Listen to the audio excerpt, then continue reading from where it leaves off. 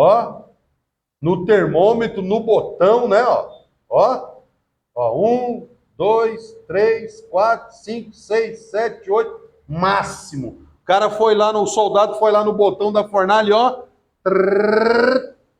botou no máximo 100% de aquecimento. Foi isso? Mas como é que os caras sabiam que estava 7 vezes mais quente lá, gente? Como é que o cara contou 1, 2? Como? Não tinha botão, não tinha medidor, não tinha nada. Era uma fornalha rústica de fazer tijolo. Como é que o cara sabia que foi 7 vezes? Só que o hebraísmo coloca 7 vezes para apontar que ela estava aquecida no máximo. Acabou. Olha aí. Isso é um hebraísmo. Porque enquanto a hipérbole ela dá um exagero, o hebraísmo ele dá uma dinâmica, né? uma pressa, né? uma dinâmica, ó, e uma pressa, né? Uma pressão, dá uma pressão no texto, para que o texto já fique completo, mas na verdade ainda não está completo. É isso, dá uma dinâmica, dá uma pressa, uma urgência, ó, uma urgência, bem dinâmico. Por exemplo, quer ver outro texto interessante que tem um hebraísmo e a gente não descobre? Não vai dar tempo de procurar ele, mas vamos só, depois vocês pensam aí. O Judas traiu Jesus, vendeu Jesus por quantas moedas de prata? 30. Aí lá em Atos capítulo 1 está dizendo que foi comprado um campo com aquelas 30 moedas de prata e que Judas se enforcou naquele campo. Não é isso que não dá a entender isso lá? Ué, como é que ele comprou as 30 moedas de prata, com as 30 moedas de prata do campo, se ele se arrependeu e jogou as moedas no templo? Devolveu. Tá vendo?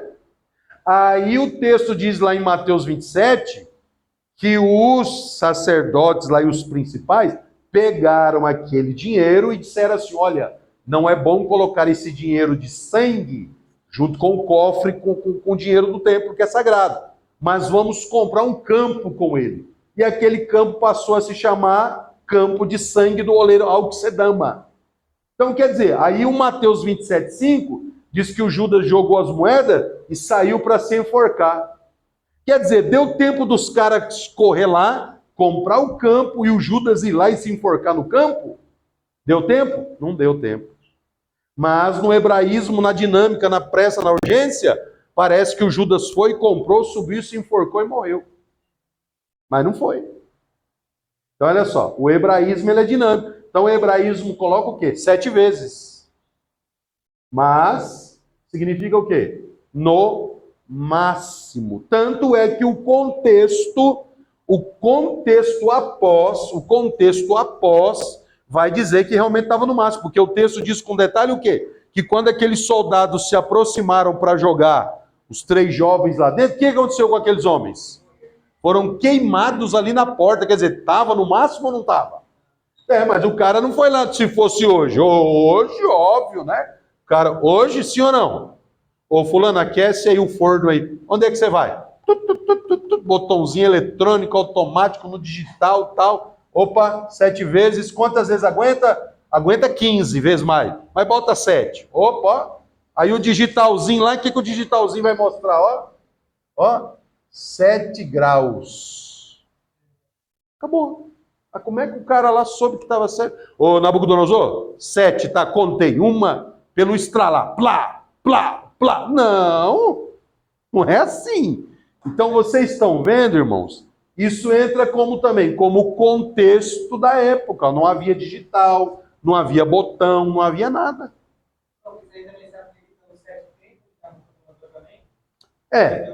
Não, sim, o 7 ali não está por um acaso. Tem alguma coisa a ver interpretativa também. Só que eu tenho que cavucar um pouquinho mais o que significa, tá bom? Mas no hebraísmo, na interpretação assim, rápida, foi aquecida ao máximo. Aquecida ao máximo. Aquecida ao máximo. Então isso é o quê? Isso é um hebraísmo. Isso é um hebraísmo. É uma dinâmica, está dando uma dinâmica para dizer que aquilo já foi feito, mas na verdade está sendo feito ainda vai acontecer. Ou está acontecendo. Ok? Então, é isso aí. Então, olha só, hipérbole, né? Exagero, parábolas, né? Jesus usou parábolas, né? Tem até ironia na Bíblia também, né? Ah, Jesus, se tu estivesses aqui, meu irmão não teria morrido. A Marta foi o que com Jesus? Foi irônica. Foi irônica. Tipo, o senhor que cura todo mundo, não curou meu irmão? Então, mas teu irmão é de ressuscitar. Sim, Senhor, tudo bem, vai. Ressurreição do último dia, eu creio. Mas o Senhor podia ter chegado antes. E aí? Só que aí ele vai dizer assim, Maria, eu sou a ressurreição e a vida. Teu irmão é de ressuscitar? Não tem lá, mas a gente pode colocar, não pode? Ó. Hoje, acabou. Ressuscitou ou não ressuscitou naquele dia? Ressuscitou. Então é assim que funciona. Então essa é a liberdade que o estudante da Bíblia, o leitor da Bíblia, tem com o texto bíblico. Ele tem a liberdade de trabalhar o texto bíblico. Claro, não pode acrescentar nada e tirar nada, né? Apocalipse 22, 19, né? Apocalipse 22, 19 está escrito lá, ó, que se acrescentar ou tirar, se acrescentar, será acrescentado as pragas. E se tirar do texto, será tirado o direito da árvore da vida.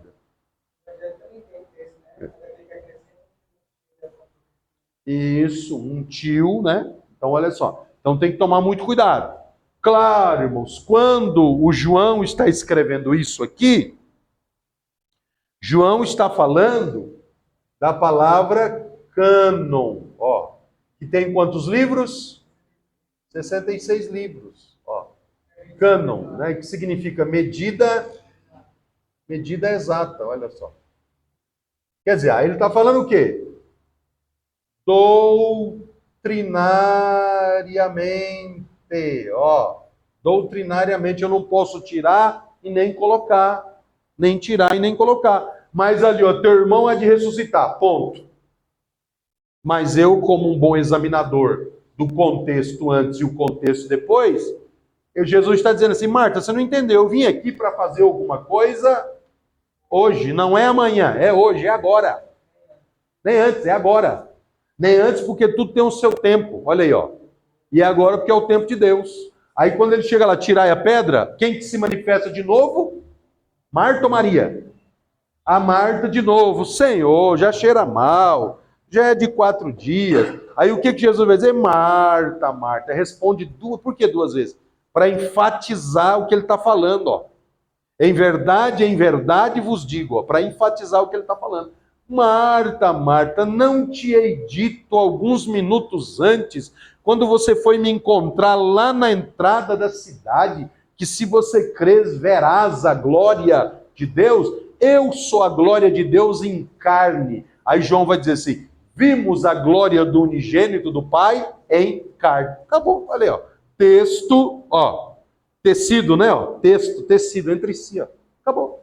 Aí quando você bobear, que você olhou no relógio, já deu os 30 minutos que o pastor te deu. Aí você já tem que parar já. Por quê? Porque é melhor você ter muita coisa para falar em pouco tempo do que você ter muito tempo para falar e pouca coisa para expressar. Esse é o segredo. Esse é o segredo. Nós que pregamos a palavra, a gente tem que se ater no horário, né?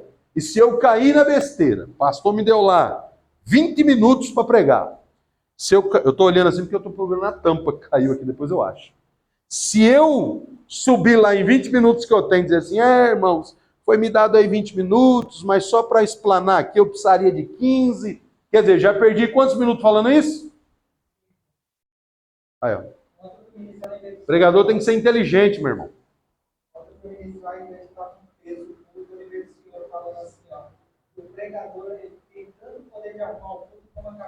Lembrou da minha fala? Tá vendo? Aí, ó.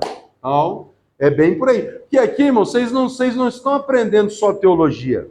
Vocês estão aprendendo coisas na prática, tipo doutrinas também. Tudo que é de bom, vocês vão aprender aqui. A função nossa de professor é isso aqui, passar tudo de bom para vocês. Na prática, em tudo. Tudo funciona. Tudo funciona. Tá vendo aí, ó? Então é assim que funciona. Ok? Então nós temos aí, ó. Quer ver que interessante, ó? Um exemplo aqui, ó, que nós temos aqui, ó. Traz a interpretação do texto de forma lógica e não distorcida a hermenêutica, tá? Ó, João 3,16, porque Deus amou, ó, João 3,16, Deus amou o mundo. Pois é, olha lá. Primeira, o mesmo escritor, sim ou não? O mesmo. 1 João 2,15. Filhinhos, não ameis o mundo e nem no que no mundo há. E agora?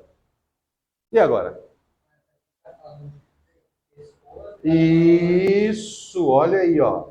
Aqui são mundo pessoas e aqui sistema do mundo, ó. Tá vendo? Aí, ó, já.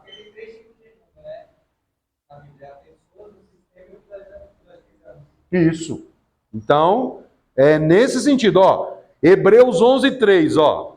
Diz: os mundos foram criados. Opa! Os mundos. Olha. Então não existe só um mundo habitável. Existem outras criaturas que foram criadas por aí. Porque olha o que está dizendo, né? Os mundos foram criados. Só que mundo aqui significa o quê? Ó. Olha aí. Olha o que significa. Ó. Hebreus 11:3. Ó. Hebreus 11:3. Os mundos aqui significa o quê? O universo. O universo. Então eu preciso tomar muito cuidado com isso. Senão eu vou fazer uma interpretação errônea. Uma vez eu ouvi, né? E assim, como eu sou lá do interior de São Paulo e, né, tinha muito esse negócio de disco voador, ufólogo, essas coisas e tal, e a gente, molecada, acreditava nisso. E, né, pasmem os senhores, essas coisas apareciam lá, sim. Mas quem é? 1 Coríntios 11:14. Não é de se admirar, porque Satanás faz o quê? Se transfigura, se disfarça em anjo de luz para enganar e ludibriar. E aí cheguei na igreja novo convertido e tal. Aí um dia lá numa conversa em casa, lá o pastor, ele falou assim, eu fiquei assim, né? Olha como são as coisas, né? Eu vim dessa cultura aí, eu realmente ouvi. Umas 3 vezes eu vi alguma coisa anormal no céu, e a última vez que eu vi, o negócio apertou, porque a coisa veio para cima de mim. E crente pode mentir? Não pode. Eu passei por isso. E eu tive que correr, meu irmão. Correr. Ainda bem que naquela época eu treinava, né? Corria bastante, ó. Só ficou o poeirão. Se fosse hoje, o bicho tinha me pegado. Misericórdia. Então, quer dizer, o cara acredita nisso. E o negócio aparece para você visível, você vai crer ou não vai? Vai. Só que quando você chega na igreja, você começa a aprender que tudo isso são artimanhas do opositor e enganador da nossa alma. Só que um belo dia, numa conversa lá em casa, num café, o pastor disse assim, vocês já viram na Bíblia que a Bíblia fala sobre disco voador? Aí, meu irmão, eu ali, novo convertido, na hora eu pensei, não, isso não existe. Agora, tá vendo? O cara veio daquela crença ali, meu irmão, eu vi por 3 vezes. Não podia ter feito, pastor, rapaz, é mesmo? Pastor, a Bíblia fala? Não, conhecereis a verdade? Mesmo novo convertido, o Espírito Santo morando em mim, ele já testificou comigo que aquilo não procedia. Tá vendo como são as coisas? Como a Bíblia é poderosa, irmão. Como ela é tremenda. Aí ele falou aquilo ali, eu fiquei assim pensando, falei, rapaz, não. Coitado, acho que o pastor se enganou. Aí a gente descobre lá em Ezequiel, né? As rodas, né? Uma cambota dentro da outra, com vários olhos. O pastor falou que era o disco voador. Mas você vê que o Espírito Santo é tão tremendo, irmãos, que eu era novo convertido, como eu disse, na hora ele já testificou no meu interior que não era. Não era. Então, esse é o trabalho do Espírito Santo, tá ok? Então, olha só. Então, nós temos que ter esse cuidado com a interpretação da Bíblia. Senão, meu irmão, nós vamos interpretar errado, falar errado, explicar errado. Então, aproveitando aqui os últimos minutos que nós temos, ó, paramos na página de número 15, tá? Marca aí, ó. A gente foi até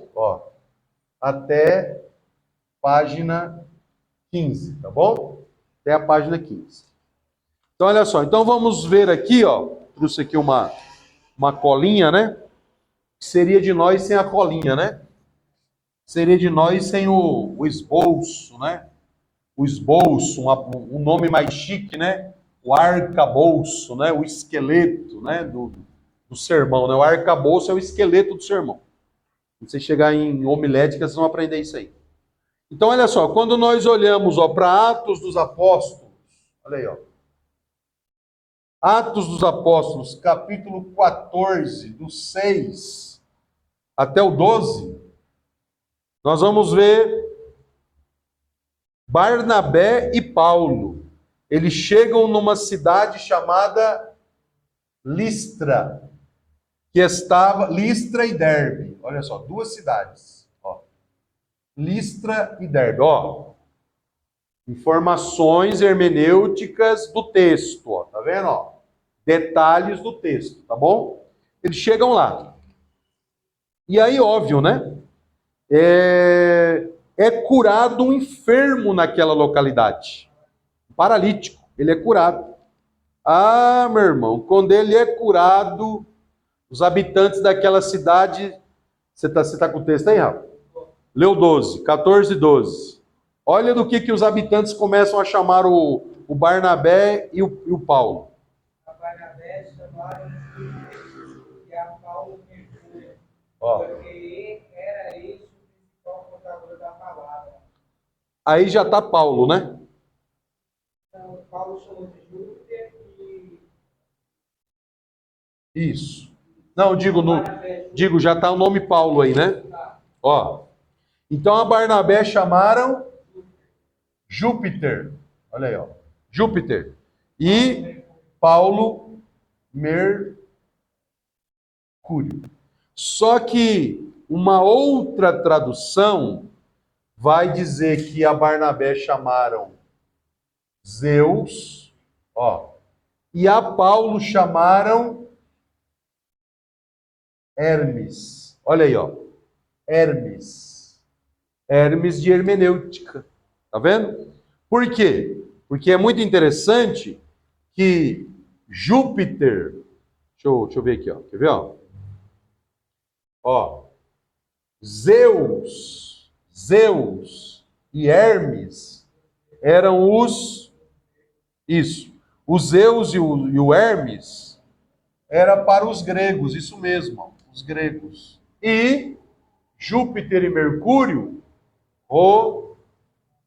romanos. Então, como essas províncias são mescladas de grecos romanos, então haviam romanos e gregos lá. Mas tem uma tradução, deixa eu ver aqui, eu estou com a Thompson hoje, deixa eu ver o que a Thompson fala. Eu acho que a Thompson vai falar Júpiter e Mercúrio, que a Thompson ela segue um pouco a linha da Revista e Corrigida, mas vamos ver o que ela vai dizer aqui. Quer ver? Atos 14, 12. Vamos lá. Eu acho que ela vai falar Júpiter e Mercúrio. Quer ver?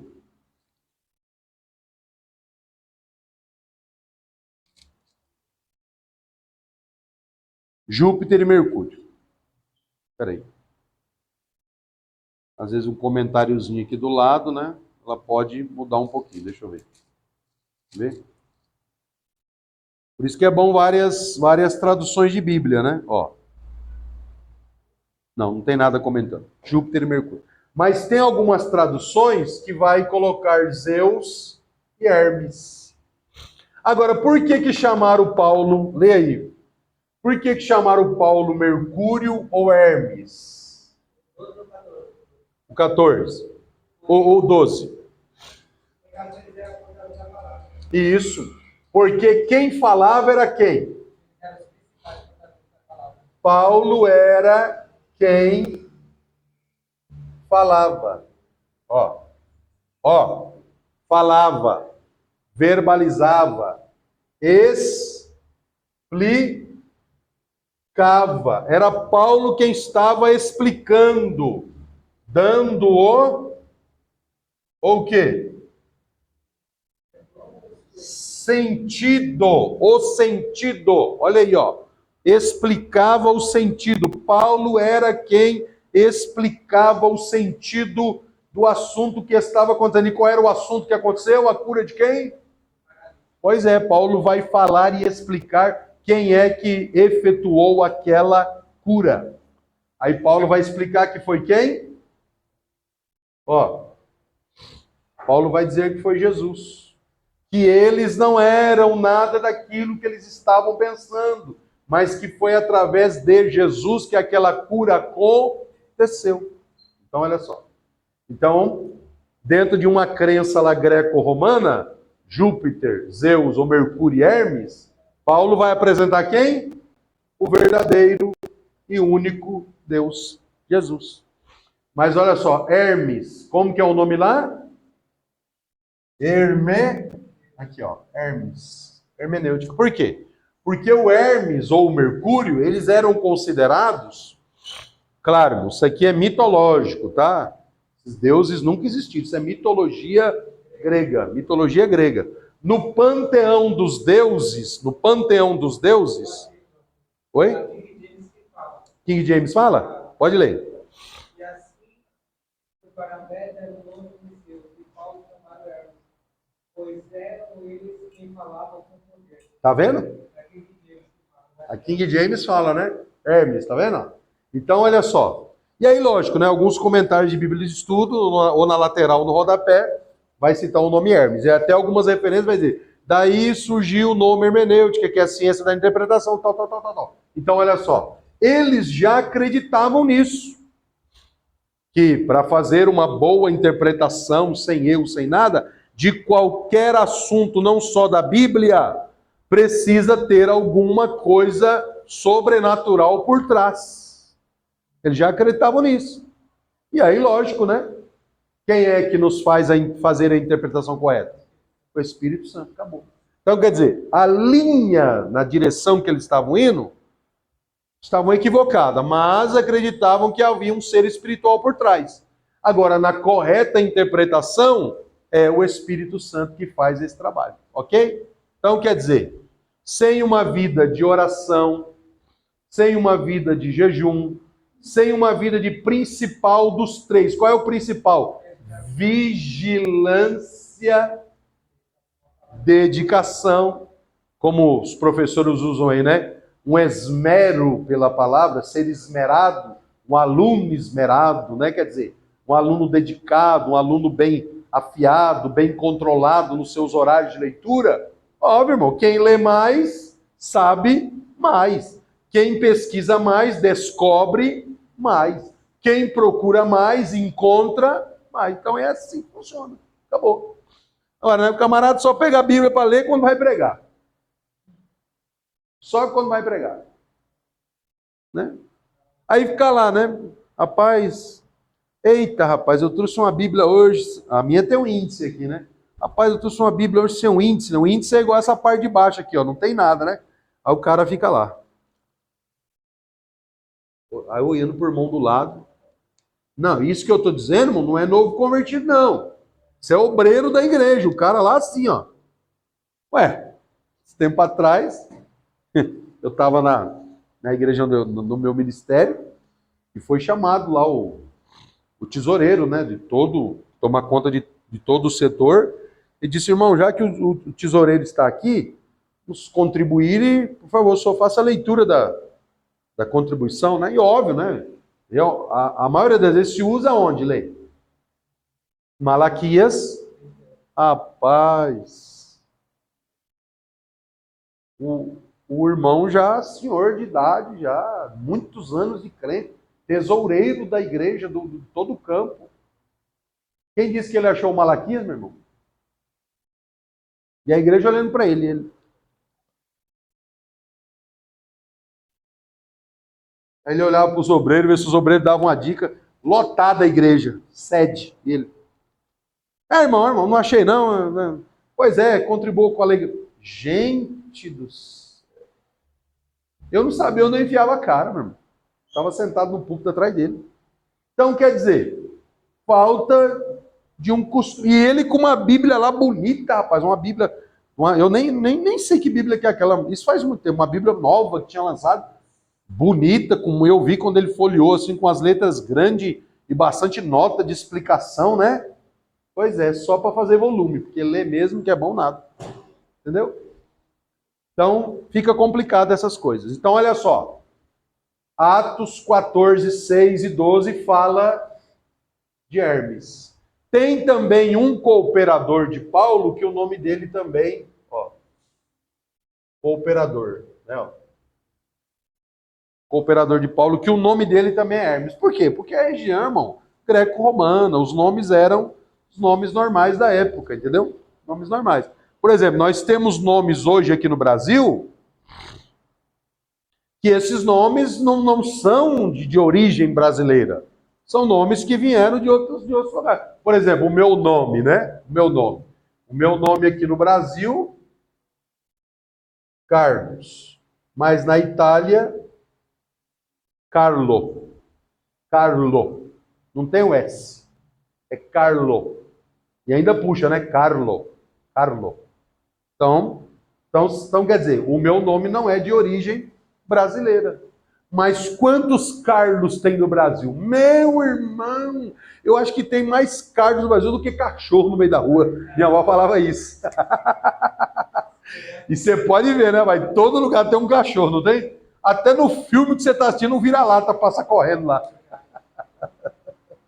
Então, meus irmãos, precisamos... 9 minutos, vamos lá. Precisamos prestar a atenção, né? Olha lá, vamos para a página 17, vai, dá tempo de falar um pouquinho. Ó, página 17. Hermenêutica e a tradução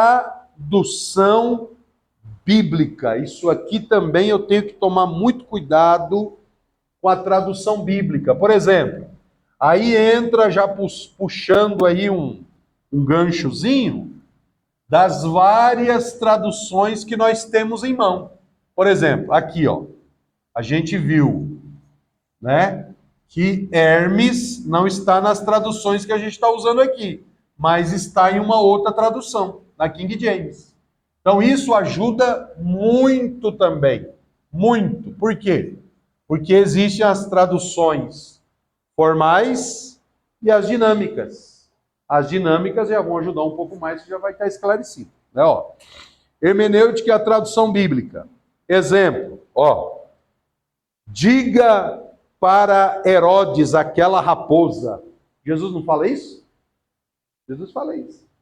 Diga para Herodes aquela raposa, que eu não vou parar de pregar. Tem que pregar hoje e amanhã, para que não morra um profeta fora da sua pátria.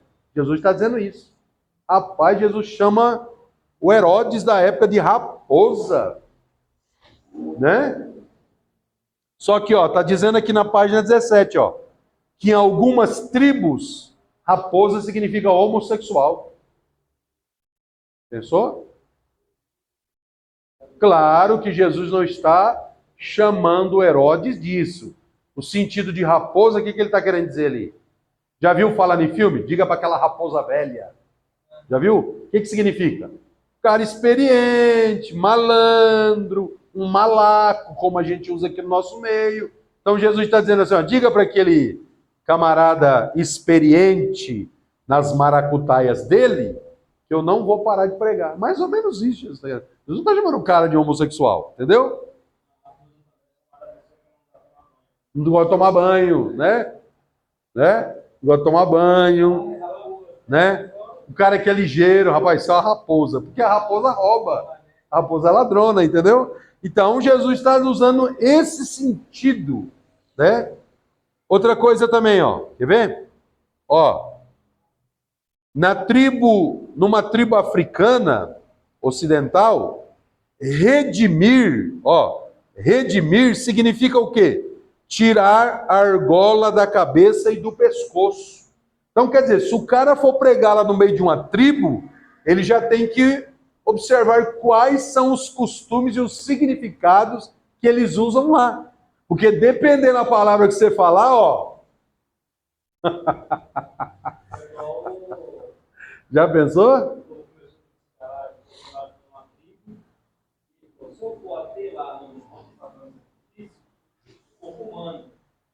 Você Isso, isso, isso. Tá vendo? Então, é mais ou menos nesse sentido. Então, esses são os sentidos das palavras, eu tenho que tomar cuidado. Então, nós temos aqui, ó, primeiro, equivalência literal. Uma equivalência literal é a transposição literal de um idioma para o outro, se usando a mesma classe e sequência vocabular. Um exemplo moderno, os textos interlineares da Bíblia. Olha aí, ó. Nos textos interlineares da Bíblia, é daí que vieram as várias traduções que nós temos. Por isso vieram várias traduções. Segundo, equivalência formal. É a transposição da forma do texto de uma forma para o outro. O grande enfoque está na forma em que o texto aparece em seu significado para os seus primeiros leitores. Exemplos modernos: as diversas traduções de Almeida, King James, Reina Valera, etc, etc, etc. Tá vendo? Por isso que nós temos várias traduções. Porque aconteceram equivalências formais, equivalências dinâmicas. Por isso, a gente tem muita tradução, muita tradução bíblica. Né? Tem irmãos, uma vez eu ouvi um irmão dizer, ó, pastor, eu estou com a Bíblia aqui, mas essa Bíblia aqui está tudo errada. Ele falou para mim. Uma Bíblia bonita, rapaz. Tava Bíblia Sagrada, né? Aí, lógico, né? A gente já tem um pouquinho de experiência, eu já fui logo na primeira página aqui, né? Eu já fui logo na primeira ou segunda página, você já descobre que tradução que você tem, ó. Que nem, por exemplo, a Thompson, né? Olha lá. Ó, edição contemporânea. João Ferreira de Almeida. Aí você pergunta, o que está dizendo? O irmão falou, João Ferreira de Almeida. Mas todas são João Ferreira de Almeida. Só que vem a tradução diferente. Ó, são contemporânea, né? Aí mais para dentro aqui, ó, vai falar um pouquinho, olha lá, ó, o que significa uma edição contemporânea, da onde vê essa edição contemporânea. Então, tá tudo explicado. Nas primeiras folhas das Bíblias é que a gente descobre que tradução que nós temos. Aí, quando eu peguei a do irmão, aí eu falei, irmão, vem cá, ó, não, sua Bíblia não está errada. Sua Bíblia, ela é uma tradução diferenciada daquela que o senhor está acostumado a usar. Você também tem que ser simples com a pessoa. Você não vai querer academicamente explicar para o coitadinho do irmão, né? Ah, o irmão vai sair mais... Quando ele sair lá fora, ele vai olhar para um lado ou para o outro, vai tacar a Bíblia no lixo, coitado. Vai pedir perdão para Deus, vai jogar a Bíblia fora, porque, né? Você complicou mais do que explicou. Aí eu expliquei para ele, acho que a dele era revista e... Não sei se era revista e atualizada... Não me lembro agora, mas era uma tradução diferente. Aí eu expliquei para ele, falei, irmão, ó, faz o seguinte. Ainda brinquei com ele, falei, se o senhor quiser me dar a Bíblia, eu aceito. Porque eu uso muito essas traduções. Ele falou, não, eu podia até dar por irmão, mas eu não vou dar porque eu ganhei. Falei, não, então, o senhor fica com ela. Aí o que eu fiz para ele? Eu ensinei ele. Falei, o que o senhor vai fazer? Qual que o senhor tem em casa? Ele falou, não, eu tenho uma em casa que todo mundo usa. Falei, pois é. Quando o senhor se deparar nessa Bíblia, uma palavra ou um texto que o senhor achou errado, o senhor compara com aquela outra Bíblia que o senhor tem. O senhor vai ver que essa Bíblia aqui, ela é um pouquinho mais explicada que aquela que o senhor tem. Ele, puxa, a vida é mesmo? Eu falei, é mesmo. Ele falou, ah, que maravilha. Aí, ó, já resolvi, coitado, a dúvida do irmão, tá vendo? Então é assim que funciona, não é que está errado. As pessoas mais antigas, mais velhas, mais acostumadas com a Bíblia formal, revista e corrigida, né? João Ferreira de Almeida, RC. Revista e corrigida. Todo mundo está acostumado com essa tradução. Aí pega uma Thompson da vida, pega uma King James, pega uma revista atualizada, pega uma NVI, né? Ó, nova versão internacional. Pega uma NVI, sabe o que o pessoal estranha, irmãos? Porque a maioria dos irmãos, eles leem Salmo 23 e Salmo 91. Pois é, essas traduções dinâmicas aqui, ó, NTLH, nova tradução da linguagem de hoje, King James. Meu irmão, quando essas traduções chegam aqui, totalmente diferente. O irmão vai ficar perdido ao extremo, ao extremo. Entendeu? Então, a primeira tradução diferente que eu comecei a usar foi a NVI. Foi a primeira diferente que eu comecei a usar. Aí a gente fazia, óbvio, né? Muito culto em lar, né? E óbvio, culto em lar, a maioria dos irmãos querem ler Salmo 23, 91. Vamos ler. Meu irmão, quando eu abri a NVI no Salmo 23, totalmente diferente, totalmente diferente. Aí que eu comecei a entender o que era a diferença de uma tradução bíblica para outra tradução bíblica. Tá bom? Então, olha só, fomos até, marca aí, até a página